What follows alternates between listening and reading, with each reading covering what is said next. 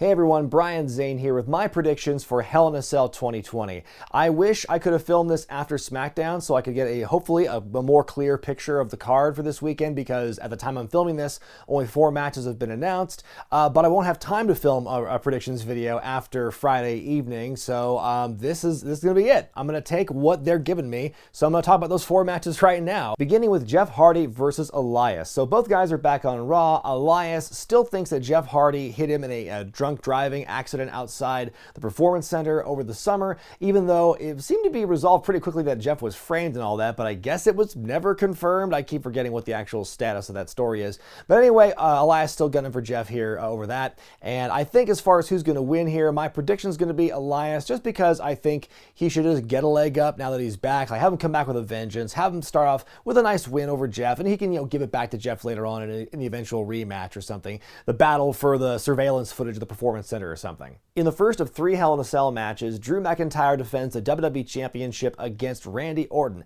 I say this as the first one because I feel that of the 3 that are advertised, like, this one has the least amount of steam to it because it's the storyline that's been going the longest. But they've still been doing a great job in the build toward this. Like, the way they've been interacting in between the pay-per-views for the most part has been pretty strong. I like the promo work that both guys have had. Overall, it's been pretty good. So I think with this one, in my gut, I'm going to say Drew retains yet again. I think they really want to put him over as this, this really big guy, this really big star, this world killer, so to speak. So if he can beat Randy Orton one final time, then maybe that can kind of like get him more elevated, I guess, is my thought about this. I mean, Randy could win it, but I mean, I don't know. I feel that it would have made more impact earlier. So I'm thinking that Drew's going to win here. Well, after this weekend, Sasha Banks can say she's wrestled a Hell in a Cell match against all the other 4 horsewomen. First it was Charlotte, then it was Becky, and now this Sunday it's going to be Bayley for the SmackDown Women's Championship. I'm looking forward to this one. I think these 2 are definitely going to bring it.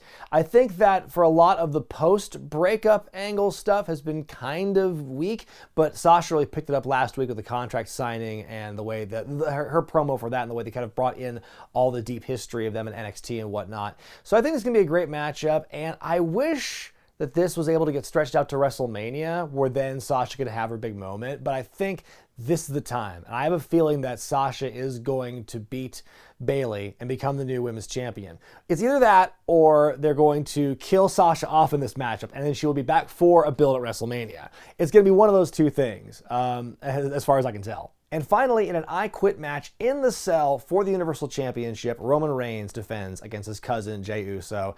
This one is going to be really hard to watch, I feel, because these guys, they brought this emotional level of just kind of like angst and agony in their match at Clash of Champions. So now, with the stakes risen up so much now, and with Roman being such a bastard these days, and you just feel for Jey Uso, how bad is it going to get? With Paul Heyman at the creative helm here, guiding the storyline, just how depraved and depressing is this going to be? It's going to be, short of it being a bloodbath, it's just going to be a very big emotional time. I want to see like all of Roman and Jay's relatives coming out and try and stop things. Like, no, don't do this.